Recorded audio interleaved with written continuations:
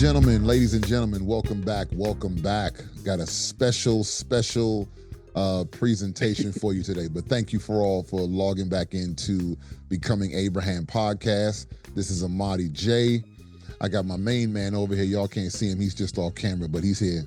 We got right. So we have a little different setup this morning because we're doing something special. I know, and I'm recording in the morning. But again, as always, you can check out our podcast on all the social platforms, but you can get all the episodes at our website, divemedia.co. That is divemedia.co, but we are available wherever podcasts are disseminated, Apple, Spotify. And if you are watching this on YouTube, just click down below to like and subscribe, share with a friend. If you listen to the audio podcast, please give us 5 stars. We would appreciate it greatly. And we are on the socials. We're on all the socials at This Is Dive Media, So we're going to continue our Greybeard series. I told you we're going to kind of take a little hiatus from the story of Abram and continue kind of doing a deep dive into this particular, instance that takes place in chapter 14. I believe we're on episode 13 or 14. This is like a running theme. I always forget what episode. So it'll flash across your screen if you're watching the YouTube video. I believe it's episode 14. Forgive me. I was on a little streak where I was getting it right, and then I think I lost it. So, but anyhow, I have a special guest with me today, which is why you kind of see my camera view look a little different, because we're using the blessed platform of Zoom. Yeah. Zoom is blessed. Everybody on Zoom, man. So I have my dear brother, Calhoun, from the great state of Florida. Calvin, why don't you tell the folks a little bit about yourself? You don't got to give them the whole biography, but, a little bit of your history and, just kind of what you, sort of do in this season. And then we'll launch from there. All right. It's an honor to be with my brother. I can say that. True covenant brother, Amadi. Thank you so much. I love the podcast. My name is Calvin Calhoun Jr. I have a wife, Bianca, 3 wonderful kids. You always got to make sure you acknowledge them. Yes, sir. You be in hot water after that. But also a spiritual father of a household of sons here in Florida. We have sons throughout the United States and a son over in South Africa. And so we thank the Lord for those who we have brought into our care.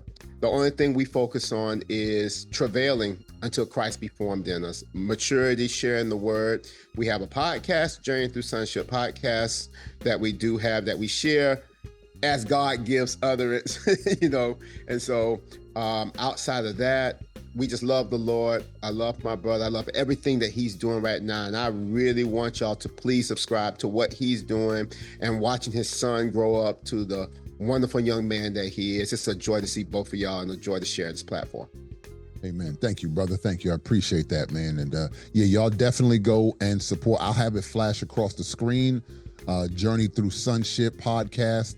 That's Calvin's podcast. So please go and check that out and support the work that he's doing. Because, we got to grow up. We got to grow up. Oh, yeah, I got to grow up. So as you guys know, if you've been listening to us for the last couple months, my choice is to follow the God of the Bible. That is how I choose to walk. That is how I choose to live. And again, if that's not your cup of tea, we always just ask that you have an open mind and listen and let some of these words drop in your heart. And, to think about it, meditate, go back and do some research. Go back and read some of the things that I've been talking about. If you want to find some more information and some more depth, heck, reach out to me. If you have a question about something that we talked about, you're like, hey, hit us up. That's why we give the social. You can feel free to hit us up. You can go to the website, you can contact us, and we can go from there. But the Greybeard series, just to continue to do a quick recap. The Greybeard series, as we've been following the life of the man Abram. Mm-hmm. If you recall, as I mentioned, past couple episodes, in chapter 14 of the book of Genesis, Abram crossed paths with this character. His name is Melchizedek, right? If you remember from the last couple episodes, And I'd encourage you to go back and listen to the last couple episodes. That'll help you sort of get an understanding of how we get to the point where we are today. He goes to war with 9 kings, 5 versus 4. They take Lot. He gets Lot back. And then he comes and has an encounter with this man, Melchizedek. And Melchizedek essentially gives the rundown of the story of what just happens, which shows you, oh, okay, Abram and Melchizedek have history. He didn't just meet this guy in chapter 14. Just because he's not mentioned previously, it's clear he and Abram have history because he knows exactly what's going on. He blesses Abram, and then Abram turns and gives him 1/10 of the spoils of war. And you're like, whoa, Melchizedek must have had a great impact in this man's life for him to give up stuff unprovoked. Right, that's one of for me, that's one of the greatest parts of that story is how Abram chose to do that. He was not he was not provoked to do that. He chose to do it. No one was, forcing him, or there was no coercion. And so that's why I started this series, because it's clear that someone more mature, right, someone with a little bit more insight, really made a significant deposit in Abram's life. And it moved him in such a way to really feel like he wanted to sow back into Melchizedek in that way. So as we start this conversation, Calvin, I kind of want to hit 2 parts. The first part is I'll give some backstory in your life, in your journey as you've grown up and matured as a man, as a husband, as a father, even as someone who chose to follow and walk with God. How has the concept of just having a gray beard, and I put that in quotations, right? Having that gray beard in your life, how has that been in terms of impact for you positively, helping you sort of bypass potential pitfalls and not have to repeat mistakes and all those sorts of things? How has sort of having that person or persons or whatever, having that, walking in that truth, so to speak, how has that you've seen in your life be a true benefit? Oh, wow. It's such a loaded question, but it has very important implications for the times that we're living in right now. The Lord kind of shared with me, there's some things going on in our very own city right now. And the Lord shared there's a disconnect between the Greybeards and the younger generation, the Greybeards and the younger generation. And the thing that the Lord impressed upon me is about, he took me back to when I would go visit my grandmother in the summertime, or visit my grandfather, and they hadn't seen you all semester. So when they see you, say, how you doing? Everything great. But then they will always, before you would leave, they will always impart some measure of wisdom. And sometimes it could be something very, very simple, but yet, when you look back at it, it was instrumental in keeping you out of troubles. One of the things that my grandmother on my mother's side always said to me before she passed away, she would say, Calvin, do the right thing. Now, that sounds like every parent says do the right thing, but it was just the way she said it, that when I got to situations in my life where I had to make a tough decision, every once I'll hear her voice. I'll say, do the right thing. There'll be times when I'm in situations, I hear my grandfather's voice when he would tell me, make sure you don't do this. One of the things that my grandfather, we used to get these little cap guns, these little guns that you put the little the little red. Yeah, I remember that. And we had those, and we would go, and it was no big deal. Then all of a sudden, he stopped buying it. And I didn't understand why he stopped buying it. But then he would tell me, he says, the reason I stopped buying it because these things are starting to look like the real thing, and I don't want you out there in the street doing that. Now, this is when I was 12 years old. So we're talking 30 years ago, almost 30 plus years ago. And today, now we see the importance of adhering to that wisdom, because if people just see it in your hand, it could be taken as a real weapon, and that has cost even some young kids their lives. And so hearing when parents say, we don't want you to go out at night, or don't go here, or don't go there. Even before I visit a city, we may go out of town, we inquire. We say, hey, where should we go? How about this? Where should we not go? How about what time should we go? Because all of those things matter. That's wisdom. That's getting wise. That's knowing your surroundings. And so it has truly helped me stay out of very serious situations, because when I saw my friends, let me change that word, at that time, these acquaintances, because we know what friends are. These acquaintances, and they would go out and they would hang out with their friends till 1 and 2 and 3 o'clock in the morning. And your parents said, no, I need you to be back in around 11. And you would think it's restrictive. You know, you'd be like, how come my classmates can do that, but I can't do that? And then what happens is, when things are happening in the city around that time, bad things happening, you say, you know what? I see why my mama told me not to do that. And this last example was a funny but not so funny situation. They would have senior skip day. All right. Now, because I was considered the nerd boy of the class, I couldn't just disappear, because, you know, they'd be like, Calvin ain't at school. I'm calling his mama and his daddy. So on senior skip day, I was in school. Well, I knew not to go. So I know what house they went to. It had a pool and everything. And apparently one of my classmates who could not swim, they threw him in the pool and he nearly drowned.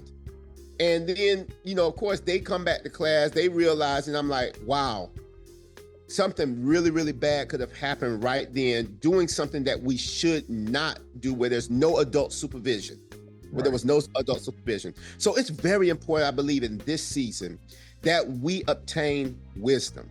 And it's free.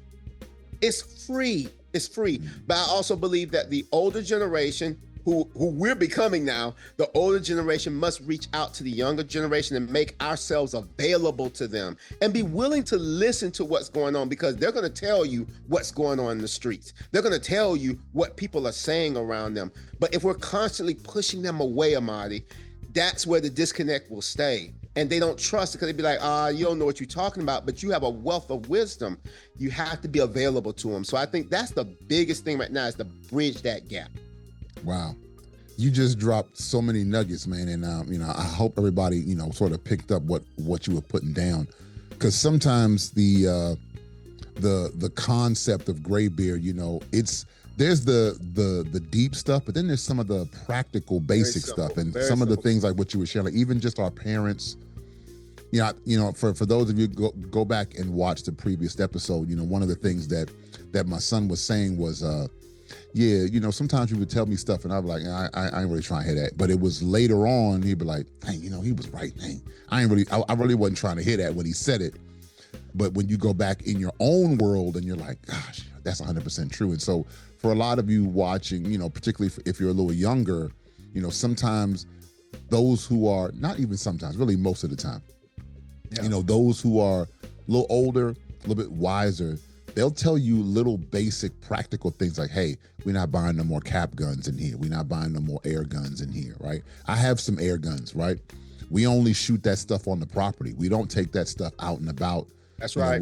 When we're here on my property, yeah, we'll shoot some air guns. I've taken my kids out in the back and we'll put some targets on the tree, but we're here on my property.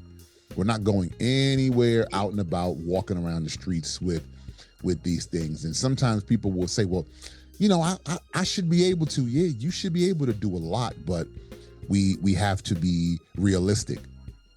And so just practical things like that's powerful, man. Just, hey, don't stay out late at night, right? Don't stay out super late, right? You can be young and enjoy yourself, but hey, there's a time when you're like, you know what? If we're not going to a place, let's go ahead and reel it in. You know, it's funny. There was an interview by a basketball player, Gilbert Arenas. I forget what podcast he was on, but he was being interviewed and he was saying something about what he tells his son, because his son is in college and he's trying to go to the NBA. And he was telling his son about hanging out late at night. Now, this is a millionaire. You know, this is, you know, Gilbert Arenas is a millionaire. I remember he used to play for the Wizards. So he's, you know, I used to watch him when he played for the Wizards. And for those of y'all who know, I'm a suffering Wizards fan. But the Knicks winning this year has given me hope. It's giving me hope, brother. Yes, everybody got a chance now. Right. If the Knicks can win after 50-some years, the Wizards can win. But anyway, I digress. But he was saying one of the things he tells his son is, hey, be more cognizant of your surroundings after about 10 p.m. I was like, really? He's like, yeah, because after 10 p.m., man, he's like, listen, the worst stuff happens after 10 p.m. He's That's like, true. the worst people are out at that time of night. The worst cops are out at that time of night. He was just going through a whole list. He's like, listen, 10 o'clock, when you start getting past 10, 11, 12 o'clock, start like, all right, what are we doing? Because that ain't the time to just be out and about. And I thought, wow, just what practical wisdom. Sometimes a gray beard in your lives, can just offer you practical wisdom. Amadi, Go ahead. Can I share really quick something that really just jumped to my mind? Practical wisdom will also keep you from being connected and getting married to the wrong person. And let me say this to you really quick, because I was young and dumb. I was in college. I had a girlfriend, and we played by old school rules. And what I mean by old school rules is you introduce the girlfriend to the parents. You introduce the girlfriend to the grandparents. So I drove this girl down to my grandparents because I felt confident. I was like, yeah, I feel like I'm gonna marry this girl. We've been together for 3 years. I'm right on the cusp of getting ready to get out of pharmacy school. We good. I take her down there. Family is cordial. All of a sudden, grandpa says, hey, son, let's go out and get some lunch real quickly. We go out and get some lunch. He says, you think she's the right one? Oh, I said, yeah, granddad. He looked at me straight in my face and said, she ain't the right one, son. I said, granddad, you just met her 2 days ago. How do you know she ain't the right one? He said, son, she ain't the right one. I can just tell. You just gotta trust me. And when you're in quote unquote your emotions and your feelings, because I don't want to say the L word because it's not that, but when your emotional feelings, sometimes that blinds you to red flags and things that would keep you out of trouble. So it takes those wise people around you to they gingerly say it to you because they know if they push hard, you go deeper. And so they'll be like, yeah, check this out, or look at this, or look at that. And it took God actually making the situation so bad for me, where the girl actually cheated on me to break it up. Wow. Yes. And I thank God for that. Because if my brothers were trying to say something, my mama was trying to say something, but because my emotions were in front of me and not using wisdom, I couldn't see it. So don't let your emotions blind you or deafen you to the wisdom around you, because people who don't have a vested interest a lot of times see a lot better than you that's in the situation. Oh yeah. I have I've performed a couple weddings in my day, and when I do the marriage counseling, right? For those of you who out there, by the way, if you say here's some practical wisdom from two Greybeards, if you want to get married, go get some pre-marriage counseling. Don't just go do it. Go get yourself some pre-marriage counseling. And I literally tell them exactly what you just articulated. I say, hey. I would ask the one, like I'd ask the young lady, hey, do you love him? Oh, yes. Oh, I love him. Then I'd ask the gentleman, hey, do you love her? Oh my God. Oh. And I would look them both dead in their face and say, you don't love them right now. Yo, Marty, you crazy. I say, no, you don't love them. What you are is infatuated. Yep. You are infatuated with them, which there's nothing wrong with that, but that's not love yet. Infatuation can grow into love. It can. I say, but there are some steps, because love is developed over time. There's so much about this person you don't know yet. Yes. There's so much you don't know yet. Love has to be developed. That's like, because all these things that you are infatuated about will become irritants in a few years, right? And so that, when it gets difficult, then you will have to be posed the question, oh, do I really love this person? So and I would keep, and literally they would come back, he wasn't kidding, Amadi. Oh my goodness. I was like, yeah, the infatuation wears off, right? Yes. So take that, ladies and gentlemen, as just some practical wisdom from a couple of Greybeards. So I want to pivot here because you see, going back to Genesis 14, one of the things that jump out to me, doing this series has had me to go back and reread this interaction with them multiple times. And one of the things that I thought, because this part of the Bible, you have to read what's written and then read what's not written, right? Because there's like tons of time they had to condense into a few passages. It's not like the New Testament. For those who read the Bible, it's kind of, this happened and this happened, this happened. In some of the older books, there's so much history that's condensed into a very small time. And so one of the things that I, pondered on was, I wonder if Melchizedek gave Abram some insight into the character of the king of Sodom. Because you see right after their interaction, right? He blesses Abram, and Abram gives him the tenth of what he had taken from the war. And then the king of Sodom shows up. And he tries to, give him a little proposition. Hey, brother, just give me a little bit of this, a little bit of that.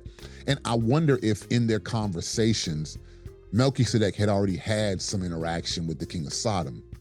And he's able to tell Abram, because Abram, bless God if his faith was that strong. But, sometimes, listen, wealthy people, powerful people will proposition us, right? And it will test us. We'll be tested. And so I wonder if one of the ways in which Melchizedek was able to really give Abram some insight and some wisdom is to say, hey, watch this guy. Watch the king of Sodom. He is going to try to proposition you. He does this from time to time. He's a slick dude. However he worded it. And so the moment you see the king of Sodom come back into the picture, Abram's already like, oh, nah, I heard about you, man. No. Nah, I'm cool. I'm gonna move in this direction, because not only will I not take nothing from you, you're not gonna say you made me rich. So those are more of the more. So as you sort of pivot now from the practical stuff, because practical wisdom is awesome and we need it to be able to live productive and constructive lives. But to the more deeper things, right? How has having that gray beard in your life been able to sort of keep you away from potential pitfalls in life and sort of veering off in like almost, where the marriage situation, like that takes us to like, there are deeper things that a gray beard could say, hey man, be careful who you marry. Hey, be careful what kind of, job you take. Hey, be careful where you move, where you live. Not that they're trying to control your life, but they're able to drop little nuggets. How has that been for you in terms of just being able to add to you as you've grown and developed? I had a situation, and this is just the Lord, how he matures us. He takes us through situations. The Lord understood that, because I was a pharmacist and people have this perception, pharmacists, like we make good money. That's not no thing. We know that. But the Lord knew that in my heart, that I believed that I was the source of my family. I was the provider. I was the source of my family. And he challenged me. And the way he did it was he held two of my paychecks up, right? He held two of my pay at the bank for no reason. I'm sitting here like, what's going on? I got my mortgage due, I got my this due, and I had no access to it. And I was sitting down and I was to myself, and the first thing I began to think, because I said, first of all, I'm a man, I'm supposed to provide for my family, I'm supposed to be able to provide, and right now I can't do neither. And so the first thing I did was I went to go looking up a loan. That was just what I thought. I said, let me look up a loan. I can pay the loan back. I just need to get this money quickly so I can pay for the car, pay for the mortgage. And then as I was going to do that, I got a video call just as I was going to do that. And it was Leon, Papa Leon, my spiritual father. And he literally called and said, Calvin, what are you doing? And I said, and now at that point, I could have hid it. But the Lord said, I heard him say, tell him what you're doing. And I said, look, right now I'm trying to apply for a loan because right now this is what's going on. And he literally said to me, don't do anything. Now that's contrary to what I'm looking at with my eyes. But he said, don't do anything because the Lord is maturing you. And the way he's doing it is because he needs you to know that he is the source and not you. He needs you to trust him in everything. And so I said, oh, okay, because see, had I gone down the road that I was going to go down, that pitfall would have been financial debt, more financial debt. But I literally watched for 3 weeks. The Lord provide. I had William, my oldest son, was still in diapers. I literally watched. We only had $12 to our name at that point. I'm counting the change. You know how you are when you count that Crown Royal bag. Brother, I know about them wrappers. You put the little coins in the wrappers, brother. I've been there. I've been there. I poured out the Crown Royal bag. Now, for those who know, you know. And then I literally had only $12 to my name. And then I was like, okay, I've been told by someone who's called to watch for my soul not to do anything. Now, I can make a choice. I can still get the loan if I want to because I have free will to do that. But I said, no, the Lord said that he's going to give me wisdom and I'm going to do it. And for 2.5 weeks, my son never went without formula. He never went without diapers. And there was even a time I went to my mom's house and she looked at me. She was like, do you need something, Calvin? Do you need? Because I got this freezer full of food. You can just grab it and take it, whatever you need. I said, no, I'm going through something that I need to see for myself. And I didn't have everything I wanted to eat, but I had everything I need to eat. And I got to see the Lord actually provide.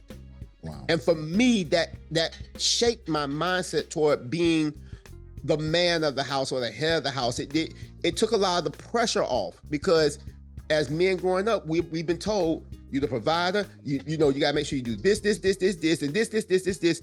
And a lot of that is too much on a man. It's too much. God takes a lot of that pressure off. Not to say that you don't go out and go to work and do those things, but just learn to have that relationship with him. Even with my parents, teaching me how to do certain things around the house, maybe fix a faucet, drywall, laying floors, like those times of wisdom kick, because when you get your own house, that's when that stuff starts to break. And then the wisdom kicks in. It's like, remember when I showed you this? Remember when I showed you that? You got YouTube University too also now.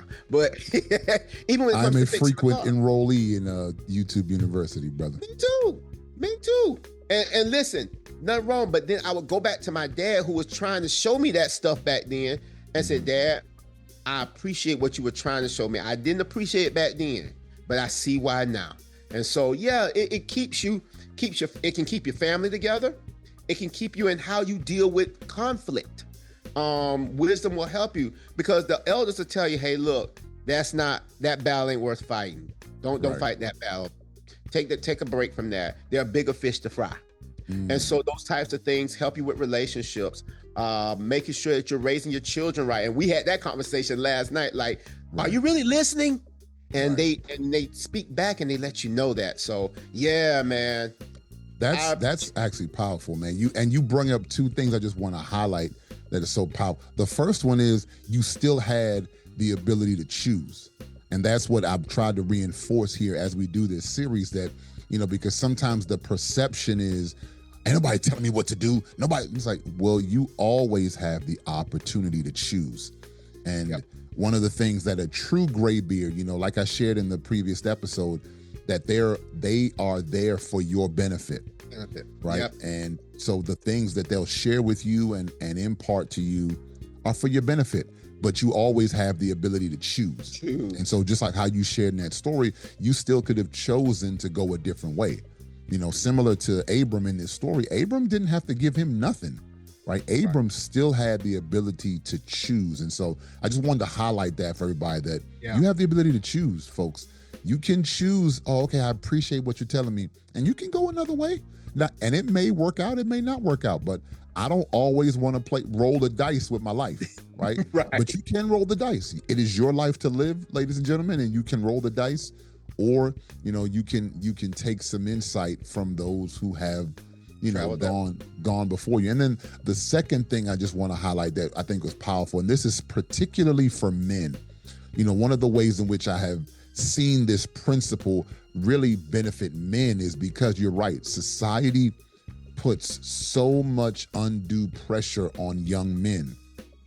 You have to do this. You have to be making this much money. You have to be in this place educationally. You have to own this much stuff, etc., etc., etc. And sometimes you need one who has gone before you, who is wise, who will say, that's a bunch of crap, by the way. That's it. Yep. All that stuff that you're taking in, whether it's social media, right? Whether it's the media at large, not just social media, whatever you're seeing online, whatever you're seeing in your friend group, right? Or your associates in school, it is 90% crap. It's a lot of unnecessary stress and pressure that are being placed on young men to be in a space that you are not supposed to be in yet. You're not supposed to be a gajillionaire at 22. You're not gonna have all that stuff at 22. That's just not the way things work. Typically, wealth is built, right? And if you understand that, then you are able to sidestep all that unnecessary pressure. Oh my God, I'm 23 and I don't have $10 million yet. No, you're not gonna have $10 million at 23. No, it's not gonna happen. I don't have 2 houses and a Ferrari. Oh no, I saw this guy on social media, he has it. Yeah, because he was probably lying about it. He was, so, I just want to put that out there for young men. Yeah, there is a lot of unnecessary pressure that is put on young men, and unfortunately that leads them to making a lot of foolish mistakes because it's based on faulty information. So man, that's awesome. So you slipped in something earlier, so I want to circle back to it as we come around third base here. All right. Now that we're making that transition, right? We're men of a certain age. And we're making that transition. That transition. See, we calling this the Greybeard series, y'all, but he got the gray on top. I just got all the gray in the beard form. But now that we're becoming men of a certain age and we are transitioning from, the recipients to ones who have to be now the distributors of the wisdom, right? We have to be the imparters of the insight and the wisdom. How have you seen that transition just transpire in your life, where now you're like, man, I find myself telling younger guys or younger ladies, hey, A, B, and C. I'm like, man, a few years ago, that would have been me, somebody telling me that. And now I'm in that. Now I find myself more and more in that role of the imparter. How has that transition been for you? Man, look, it made me go back to how I was. And because I was just talking to some young boys, let me take that back, some young men, because they were about 19, 20. And I was telling them, I was like, look, man, you got a young lady in the car. Don't be playing the nasty music around the young lady. That's disrespectful to her. She don't need to hear about H's and B's. Have something nice. Be respectful. Well, what if she likes it? I said, I don't care if she likes it. You are the man, because if you keep saying those things are gonna happen. What? Because you set that atmosphere there. And they were like, man, I think that's a little bit too deep. That's a little bit too bad. I said, okay. I said, I've been married for 18 years for a reason. Right. You don't get there. You don't get to these numbers without learning some of the pitfalls and learning these things and teaching our young men, especially our young men, how to respect women, when you're in their presence, how to give them that respect. And so now I find myself being the distributor of that wisdom, because I say, look, I know what you're looking at. I know what you're seeing. And it's almost like you plead with them. You're pleading with them like, I know what you're going through, but take this. I don't care if you may not think it's important right now, but it's going to come up later. It's going to come up later. Just take it for right now. And someone be like, all right. I was just talking to a young lady. I was like, tell me. And I know now this might ruffle little feathers, but you know how I am sometimes. I asked the young lady, I said, you and this young man are in a monogamous relationship. I said, if that young man, they don't, I know. We're not gonna go down that road. Yeah, it's all good. Another episode. And why would you trying to have a committed relationship? Why would your boyfriend take you to the club? What's in the club? I said, and I literally just broke it down. Guys posting up, looking at women, and then on top of that, you know what? They'll look at you and say, I bet you I can take her from him. But why take her into that atmosphere if you're trying to have a monogamous relationship? And it's just using that type of wisdom and said, I want you to think about it. Think about it. Sharing hey, you're 21 years old. You want to have a drink. Okay, look, be aware of where you're at. Don't go out there getting sloppy drunk and then you wake up and you're laying beside someone you don't know. Wisdom tells you to have good friends around you. All right, I got you. Want to have a little shot? Got it. But don't be the one driving. And that's just wisdom. And so I share that with people, and whether they hear me or not, I'm grateful to be able to share it, because I said I went through that thing. And if I could share Psalm 51, David said something after confessing about Uriah, having Uriah the Hittite killed. David said, after acknowledging his transgression, his faults, purge me with hyssop, create me a clean heart, he says, that I may teach transgressors thy ways, and sinners be converted unto thee. So in other words, I'll share my testimony of where I made the pitfalls, so that you know I'm not this perfect person. I went through the things that you're going through, and I'm telling you how they end up, so that you don't fall down that rabbit hole, because I don't want you to fall there. I know where it hurts at. I've been through the hurt. And so that's why we're not ashamed of what we went through, but we'll tell it to you because we love you. You don't have to be my natural children. I love you just as a person, as God tells us to love each other. I love you in that love, that to share with you. Don't do this. Don't do that, because I did it. And when I did it, it did not end well for me. So try to avoid that. And I've had people come back 2 and 3 years say, Calvin, remember when you told me that? Man, that was so needed. Calvin, you told me that 11 years ago, and now I realize now what you were trying to say back then. And so, yeah, man, being the one to share it, I'll be honest with you, it's a joy. And yeah, sometimes it hurts when you see them reject it, but at least the seed got planted. You believe the seed got planted. Yeah, that's good. Yeah, as you start to make this transition, get a little older, right? You're finding yourself less of the recipient and more of the distributor. You're finding yourself, doing two things. One, obviously sharing more of the universal truth, like, hey, cross the street on red. Don't cross the street on green. Like, just universal truth. Like, hey, don't do this, do that.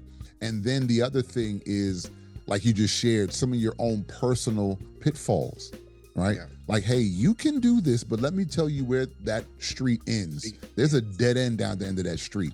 Now, you are more than welcome, like we just mentioned, choice. You're more than welcome to drive down that street, but you're going to waste about 5 years, and you're going to get to the end of that road. You're going to find the same result that I found. It's a dead end street, right? And that's one of the ways in which the next generation, right, can progress beyond where we are, is because they're able to use our experiences to their own benefit, right? They're able to use the mistakes that we made and add it to themselves, so they know, oh, wait a minute, I probably shouldn't do this because of A, B, and C. Sometimes we have to sort of, as humans, we have to overcome that ego hit that comes from someone sharing something with you, and the ego hit again. And this goes for men and women, but brothers, I want you to hear me. The ego hit from someone telling you something, and you, as that ego, to be like, how he know and I don't know. I'm gonna go over there and I'm gonna go figure it out. And you go over there and you're like, oh my God, this is exactly what he said. Oh my goodness, what am I doing here? And unfortunately, we end up losing the only resource that we cannot get back, which is time. That is one of the greatest treasures that I have found in not only walking with a graybeard, but now being, someone who is looked at as a graybeard by others, is that resource of time that you're able to capture and save and cherish so much time, right? That a prime example, and this goes into what we were sharing about, our own stories, valuing my children in the ages where they were, early in my marriage, right? I've been married 21 years, right? Just a couple years longer, just a couple, brother, but we in the same boat. And early in my marriage, like you just shared with the finances, I wanted to snatch every dollar off the table, right? Every dollar off the table, I wanted to snatch. Well, guess what that did? That became a stealer of my time. And I've shared this with my children now because they're a little older now. I said, guys, there was a season of your childhood where dad, all he wanted to do was get every dollar he could, all right? Wasn't thinking about, wait, I'm gonna lose this moment with my kids. And then you look up one day, oh, my kids are getting ready to go to middle school. Oh, my kids are in high school. Oh, they're going to college. And I had to catch myself. Luckily, I caught myself, right? right when my oldest daughter was about to go to middle school, I realized, I said, Lord, I feel like I lost a couple years in here somewhere. How did she get to the point where she's about to go to middle school? And you realize there's a little gap. And I've shared it with them. I told them, I said, guys, you know, there's a little gap for dad. I have tons of experience with you guys when y'all were little, and then there's a gap. I even showed my oldest daughter in my photos in my phone. There's a little gap. I didn't have as many photos in this one little era of their lives, because that was an era where dad was trying to chase every dollar. Oh, another opportunity? I'm going over there. Oh, no. And you look up, oh, a year went by, 2 years has gone by, 3 years has gone by. Oh no, what? And so now one of the things I do encourage young men who are starting families, hey, value the time with your children when they're at this age, when they're at that age, because you're gonna look up, you're gonna blink, and it's going to be gone. It's gonna be gone. And you don't get the time back. We can get, you know, and this is a universal truth for everybody to listen. You can get money back. If you lose some money, you can make some more money. Get that back, yeah. Heck, your car gets stolen, you can buy another car. If your house burns down, you can go get another house. You do not get your time back. When the time is gone, it's gone. So take that from a couple of graybeards. If you're listening or if you're watching, you do not get your time back. So value your time. So I want to end with this. You know, I like to end with a little list. And I want to just share with everybody that, you know, no matter what's going on in your life, right? No matter what stage of life you're in, whether you're a young person, middle-aged, heck, if you're an older person, you can always find yourself in the gray, I call it the graybeard spectrum, right? You're always in that spectrum, whether you are a recipient when you're young, right? You're going to be primarily a recipient when you're young. When you sort of get to middle age, and that's kind of where we find ourselves, you start making a transition where there's still going to be some, you know, times where I'm a recipient, but I'm starting to notice that I'm much more of a distributor, right? And then obviously you get to old age where you are primarily a distributor. But no matter what range of that spectrum you on, I think that you can and are able to do it, right? Because somebody has to be first. So, Amen. My brother Calvin, thank you so much, man, for joining. Love you, man. Again, ladies and gentlemen, please go check out all the work that Calvin's doing on the Journey Through Sonship podcast. Again, I'll have the links in the notes down below if you're on YouTube, but go search him out. Powerful stuff. And yeah, man, until next time, ladies and gentlemen, thank you all for watching and listening to the Becoming Abraham podcast. Until next time, welcome.